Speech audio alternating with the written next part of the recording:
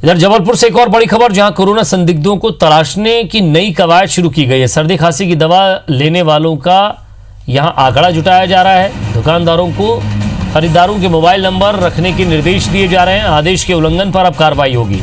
अगर कोई भी शख्स मेडिकल पर सर्दी खांसी की दवाई लेने आता है तो उस पर निगरानी रखी जा रही है और उनके मोबाइल नंबर यहां लिए जा रहे हैं।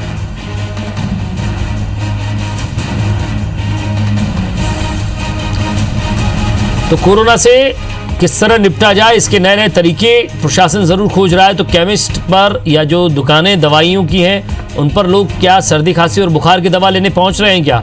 हमारे संवाददाता विजेंद्र हमारे साथ जुड़ गए। विजेंद्र, एक वाकई बहुत बेहतरीन तरीका है जिससे ये पता लग सकेगा आखिर कौन कौन संक्रमित है या नहीं है।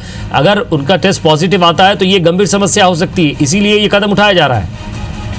जी हाँ विजय, आपको बता दूं कि लगातार नई कवायदें जो है जबलपुर जिला प्रशासन कर रहा है और इसका असर भी नजर आया है, क्योंकि 8 पॉजिटिव केस जबलपुर में आए थे और 4 पॉजिटिव केस ठीक हो चुके हैं। उन्हें अस्पताल से छुट्टी दी जा चुकी है। सिर्फ 4 कोरोना मरीज ही जबलपुर के अस्पतालों में भर्ती है, लेकिन इसके बाद भी प्रशासन कोई चूक नहीं कर रहा है। लगातार इस तरह की कवायदें की जा रही हैं कि यदि कोई कोरोना के संदिग्ध मरीज हैं जो सामने नहीं आए तो आखिर उन्हें कैसे तलाशा जाए। इसी की एक कवायद इसे माना जा सकता है कि जिला प्रशासन की ओर से, कलेक्टर की ओर से यह आदेश दिया गया है कि तमाम जो मेडिकल शॉप्स हैं उनमें दुकानदारों को पूरा डेटा रखना होगा कि आखिर किन लोगों ने कितनी दवाइयां खरीदी, और खास तौर पर सर्दी खांसी की दवा खरीदने वाले तमाम लोगों का जो डेटा है, मोबाइल नंबर जो है वो साझा करना होगा जिला प्रशासन के जरिए। और जिला प्रशासन इस तरीके से संदिग्धों तक पहुंच बनाने की कोशिश करेगा। वहीं कलेक्टर भरत यादव की ओर से ये भी कहा गया है कि लगातार रैंडम सैंपलिंग की कार्रवाई जो है की जा रही है ताकि संदिग्धों को तलाशा जा सके। साथ ही साथ ये भी आशंका है कि कुछ लोग संदिग्ध हो सकते हैं लेकिन वो किन्हीं कारणों से सामने नहीं आ रहे हों,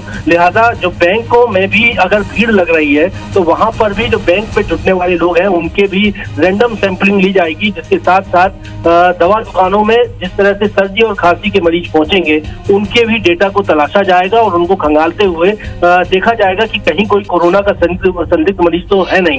तो इन्हीं नई कवायदों के साथ जिला प्रशासन कोशिश कर रहा है कि अगर कहीं भी कोई संदिग्ध मरीज है कोरोना का वो सामने आए ताकि जबलपुर में कम्युनिटी स्प्रेडिंग जैसी स्थिति ना बनने पाए। शुक्रिया विजेंद्र, तमाम बातचीत के लिए।